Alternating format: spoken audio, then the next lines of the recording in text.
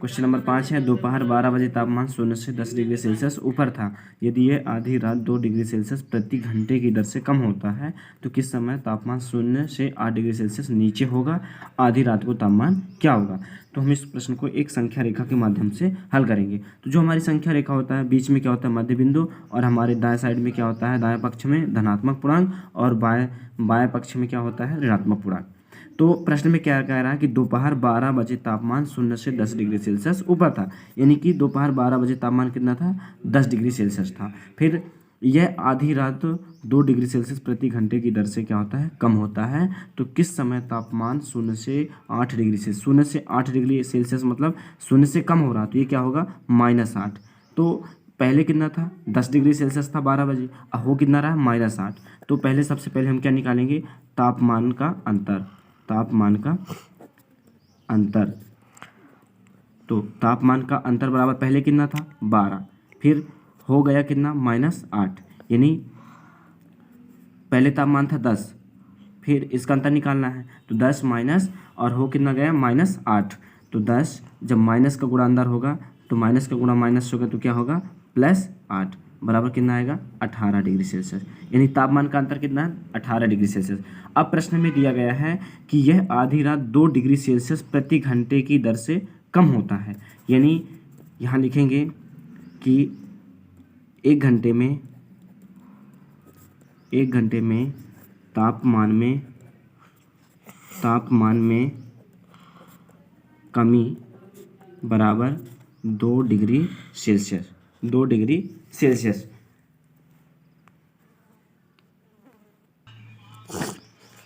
तो एक घंटे में तापमान में कमी कितनी हो रही है? 2 डिग्री सेल्सियस की। इसलिए 18 डिग्री सेल्सियस तापमान कम होने में लगा समय। तो एक घंटे में 2 डिग्री सेल्सियस कम हो रहा, हमको कितना कम करना है? 18 डिग्री सेल्सियस। तो 18 डिग्री सेल्सियस बटे 2 डिग्री सेल्सियस बराबर, ये डिग्री सेल्सियस से डिग्री सेल्सियस गया, और 2 से ये कितने बार में? 9 बार में, यानी 9 घंटा। यानी 18 डिग्री सेल्सियस तापमान कम होने में कितना समय लगेगा? 9 घंटा। यानी कि 12 बजे तापमान 10 डिग्री सेल्सियस था। 10 डिग्री सेल्सियस था। तो 12 बजे के 9 घंटे बाद -8 डिग्री सेल्सियस हो गया। यानी 12 बजे के 9 घंटे बाद, तो 12 बजे के 9 घंटे बाद मतलब साय 9 बजे, शाम को 9 बजे जो तापमान है -8 डिग्री सेल्सियस हो जाएगा। अच्छी बुना लगती है यार भाई। हमसे फिर प्रश्न में पूछा गया है कि आधी रात को तापमान क्या होगा? यानी शाम को 9 बजे तापमान कितना है? -8 डिग्री सेल्सियस। तो आधी रात को बताना है। यानी फिर 10 बजे तापमान कितना होगा? 10 बजे तो -10 डिग्री सेल्सियस। क्यों? क्योंकि जो तापमान है हमारा 2 डिग्री सेल्सियस प्रति घंटे की दर से क्या हो रहा है? कम हो रहा है। तो 10 बजे तापमान कितना होगा? -10 डिग्री सेल्सियस।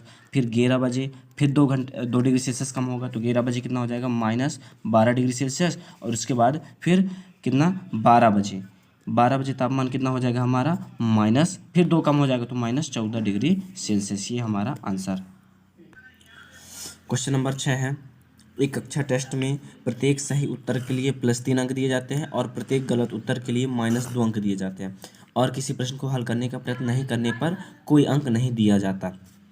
तो पहला है कि राधिका ने 20 अंक प्राप्त किए। यदि उसके 12 उत्तर सही पाए जाते हैं तो उसने कितने प्रश्नों का उत्तर गलत दिया? सबसे पहले इसको हल करते हैं कि राधिका को कितने अंक प्राप्त हुए? 20, और उसके कितने उत्तर सही है? 12, और प्रत्येक सही उत्तर के लिए +3 और प्रत्येक गलत उत्तर के लिए -2 अंक दिया जाता है। तो पहला नंबर है कि राधिका को 20 अंक प्राप्त होते हैं। 20 अंक प्राप्त होते हैं, और इसमें स्थिति क्या है कि प्रत्येक सही उत्तर के लिए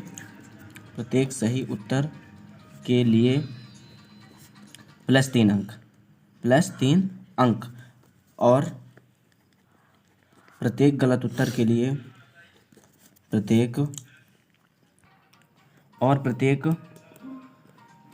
गलत उत्तर के लिए -2 अंक। दिया जाता है। और राधिका को कुल कितने अंक प्राप्त हुए? 20।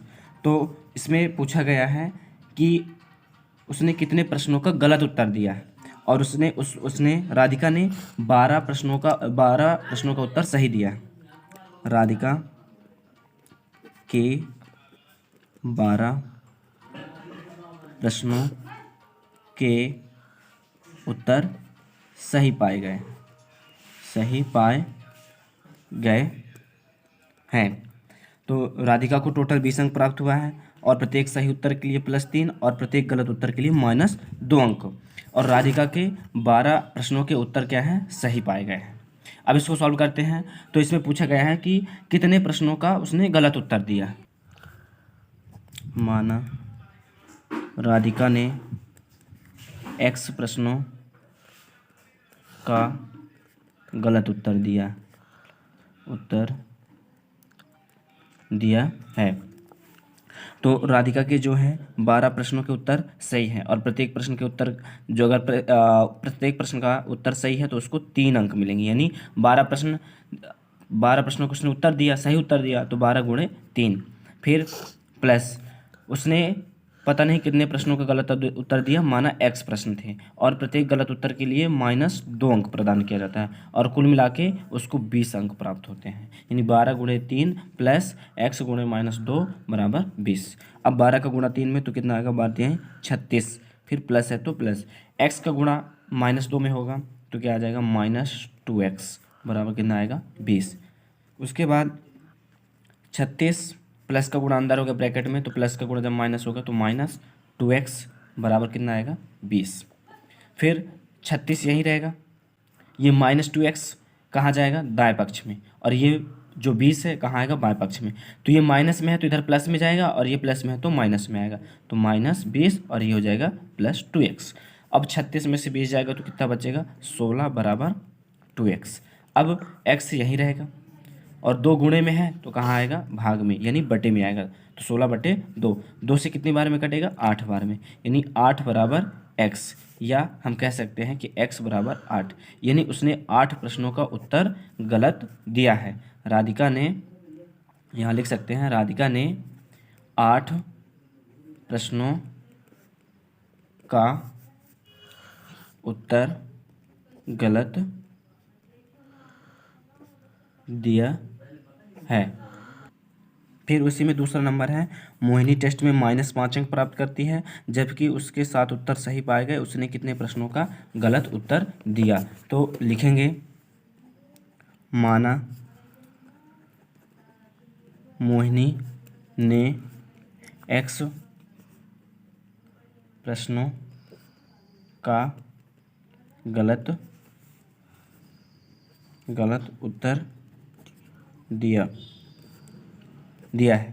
फिर उसके बाद कि उसने टेस्ट में कुल कितने नंबर प्राप्त किए? -5 नंबर, और उसने कितने प्रश्नों का उत्तर सही दिया है? 7। तो और 7 प्रश्नों का उत्तर सही दिया है, प्रत्येक सही प्रश्न के लिए उसको 3 अंक मिलते हैं, प्लस, और प्रत्येक प्रश्न के गलत प्रश्न के उत्तर के लिए उसको -2 अंक प्राप्त किए, जबकि उसको टोटल -5 अंक प्राप्त होता है। फिर 7 का गुणा 3 में 7 × 21 प्लस x का गुणा -2 में होगा तो क्या आएगा? -2x बराबर क्या आएगा? -5। फिर 21 प्लस का गुणा माइनस में होगा तो प्लस माइनस माइनस, और कितना आ जाएगा? 2x बराबर -5। उसके बाद ये जो -5 है बाएं पक्ष में आएगा, दाएं पक्ष से बाएं पक्ष में जब अपना पक्षांतर होती है संख्या, तो जो चिन्ह होते हैं परिवर्तित हो जाते हैं। यानी ये माइनस में तो प्लस में, और ये इधर जाएगा तो माइनस में है तो प्लस में, यानी 21, और ये माइनस में है तो आ जाएगा प्लस में, और ये माइनस में है तो -2x, तो इधर आ जाएगा +2x। उसके बाद 21 में 5 जोड़े कितना आएगा? 26 बराबर 2x। उसके बाद x को हम यहीं रखेंगे क्योंकि हमको x की वैल्यू चाहिए, और ये 2 गुणे में है तो इधर आ जाएगा भाग में। 2 से ये डिवाइड होगा कितने बार में? 13 बार में, तो कितना आ गया? 13 बराबर x, या x बराबर 13। यानी मोहिनी ने, यहाँ लिखेंगे, मोहिनी ने 13 प्रश्नों का गलत उत्तर दिया। 13 प्रश्नों का गलत उत्तर दिया। क्वेश्चन नंबर 7 है, एक उत्थापक किसी खान कूपक में 6 मीटर प्रति मिनट की दर से नीचे जाता है। यदि नीचे जाना भूमि तल से 10 मीटर ऊपर से शुरू होता है तो -350 मीटर पहुंचने में कितना समय लगेगा। तो इसको सॉल्व करते हैं।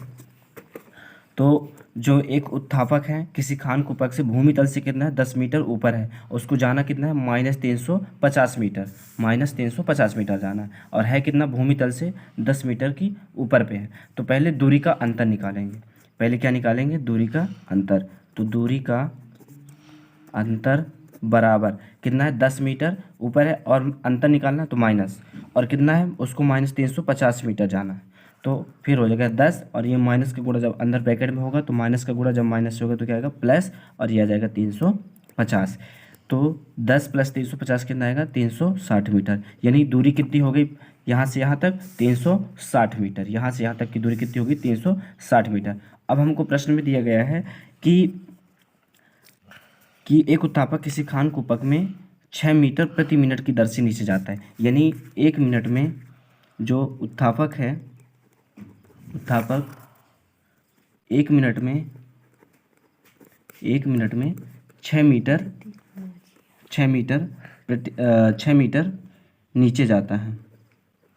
नीचे जाता है, उत्थापक 1 मिनट में 6 मीटर नीचे जाता है। इसलिए 360 मीटर नीचे जाने